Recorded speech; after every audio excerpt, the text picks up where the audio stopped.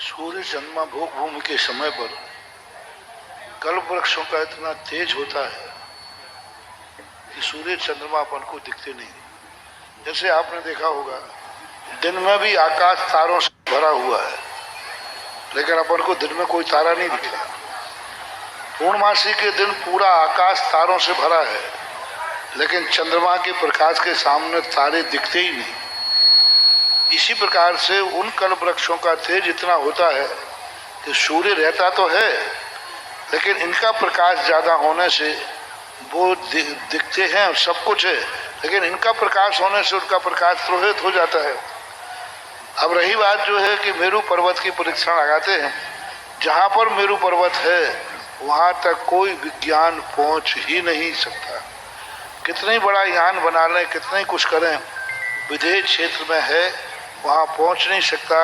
उसकी प्रदक्षिणा नित्य लगाते रहते हैं दूर से चारों तरफ। जैन ज्योग्राफी तो यही कहती है, अब विज्ञान इसके विपरीत है।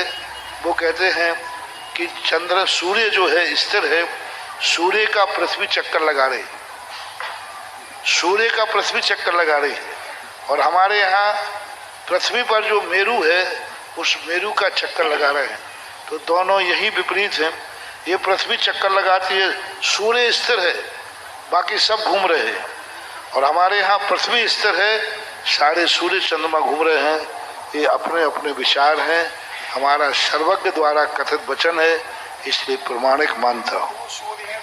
और जिससे पहले मैं आपसे दो सूर्य की जहाँ तक बात है, दोनों का समय भिन्न है। जो आज गया है, कल सुबह जो आज सूर्य डूबा है, कल जो उगेगा वो सूर्य नहीं होगा। आज डूबने वाला परसों आएगा। तो हमारे दोनों सूर्य दिख रहे हैं, एक साथ नहीं दिखते, क्योंकि दोनों का एंगल ऐसा पड़ता है कि दोनों सूर्य एक साथ नहीं दिखते।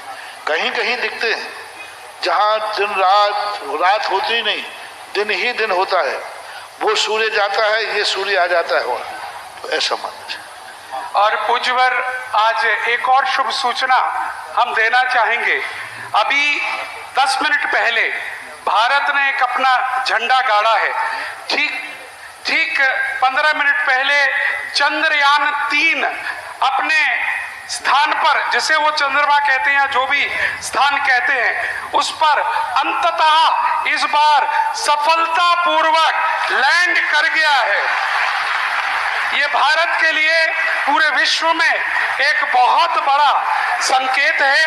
हालांकि जैन दर्शन के हिसाब से अभी बहुत कुछ कहना बाकी है, लेकिन अच्छी बात यह है गुरुदेव कि कुछ हो रहा है, और जो कुछ होगा तो हमें भी कुछ मिलेगा रिसर्च के लिए। आपका आशीर्वाद इस कार्य के लिए भी चाहेंगे, जो आज भारत ने बहुत बड़ी उपलब्धि अभी प्राप्त की है। खोज तो हमेशा होते ही रहना चाहिए, निष्क्रिय नहीं बैठना है। क्या खोजा है ये महत्वपूर्ण नहीं है, कुछ खोजा है ये महत्वपूर्ण है। चंद्रमा पर पहुंचा है कि नहीं पहुंचा, वहां पहुंचा है जहां तक आज कोई इंसान नहीं पहुंचा है। वो चीज प्राप्त की है जो आज तक अभी प्राप्त नहीं हुई।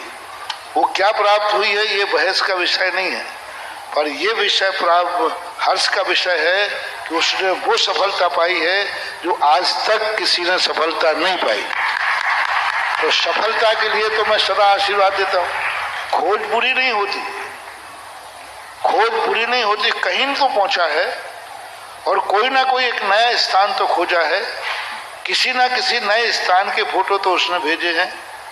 तो इस प्रकार की स्थिति से सफलताएं हैं, प्रयास हैं, प्रयास सदा करते रहना चाहिए।